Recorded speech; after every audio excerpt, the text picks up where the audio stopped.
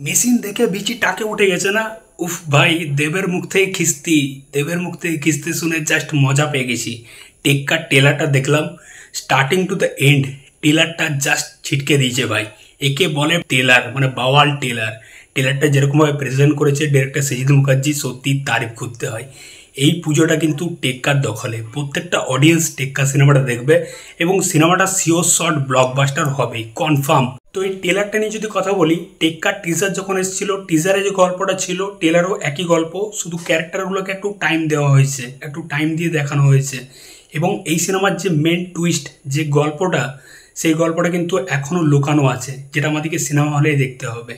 তো টেলারে দেখতে পাচ্ছি দেব একটি বাচ্চা মেয়েকে কিডন্যাপ করে নিচ্ছে, একটা বড় অফিস বিল্ডিংয়ে হোস্টেজ করে রাখছে। এই বাচ্চা মেয়েটি স্বস্তিকা মুখার্জির, এবং সেখানে একজন পুলিশ অফিসার আসছে, যেটা রুক্মিণী মৈত্রর ক্যারেক্টার, সে দেবকে ধরার জন্য, এবং সে দেবের কাছ থেকে তার দাবিটা জানতে চাইছে।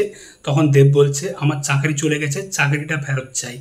তো এই দেবের চাকরি চলে যাওয়ার পেছনে কার কার হাত আছে? টোটা রায়চৌধুরী, নীল, পরাণ বন্দ্যোপাধ্যায়, স্বস্তিকা মুখার্জি, মানে একটা বড় র্যাকেটের হাত আছে। এবং স্বস্তিকা মুখার্জির যে ক্যারেক্টারটা, তার ক্যারেক্টারটা খুবই মিস্টিরিয়াস লাগলো টেলারের মধ্যে।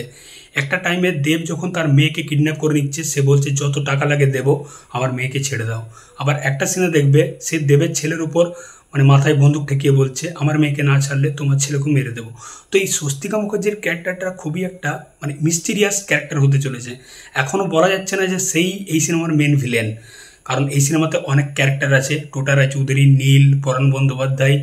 বুঝতে পারছি না কে ভিলেন হতে চলেছে, মেন কালপিট কে হতে চলেছে। তো সিনেমাটার যে টুইস্টটা, সেটা কিন্তু এখনও অডিয়েন্সের কাছে লুকানো আছে, যেটা সিনেমা হলে দেখতে হবে। তো এই টেলারের মধ্যে একটা কথা বলতেই হয়, সেটা হচ্ছে দেবের পারফরমেন্স। দেব জাস্ট ফাটিয়ে দিয়েছে ভাই। অ্যাজ এ অ্যাক্টার এই সিনেমাতে দেবকে আমরা পেতে চলেছি।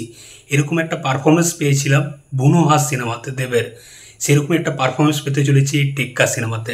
একটা ছাপোসা ক্যারেক্টার, ঠিক দেয়ালে পিঠ ঠেকে যাওয়া একটা মানুষ, খুব মধ্যবিত্ত একটা মানুষ যার চাকরি চলে গেছে, মানে সেরকমই একটা ক্যারেক্টার আমরা দেখতে পেতে চলেছি। এবং দেব টেলারের মধ্যে যেরকম পারফরমেন্স দিয়েছে দেখতে পাচ্ছি ভাই, যেরকম চিৎকার করছে, জাস্ট ফাটিয়ে দিয়েছে ভাই এই সিনেমাতে। সিরিয়াসলি মানে টেলার দেখেই বুঝতে পারছি।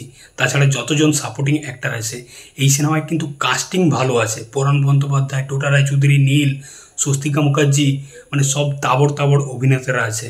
তো সিনেমাটা কিন্তু হেভি সিনেমা হতে চলেছে। এবং সজিত মুখার্জির সিনেমা, সজিত মুখার্জির ডিরেকশন, মানে সেটা শিওর শট ভালো হবেই। এবং টেলারের মধ্যে রুক্মিণী মৈত্রর পারফরমেন্সও কিন্তু হেভি লাগছে। তার ওইরকম একটা স্মার্টনেস, তার ওরকম লুক, সে যেরকম আঙুল দেখিয়ে কথা বলছে, হেভি লাগছে ভাই তাকে দেখতে। আশা করছি টেক্কা সিনেমাটা খুব ভালো একটা সিনেমা হতে চলেছে, মানে দারুণ একটা গল্প সিনেমা হতে চলেছে। এবং এই সিনেমার মেন যে টুইস্টটা, মেন যে গল্পটা, সেটা কিন্তু হেভি হওয়া চাই, কারণ সেটাই হচ্ছে এই সিনেমার জান। দেখা যাক সিনেমাটা কেমন হয়।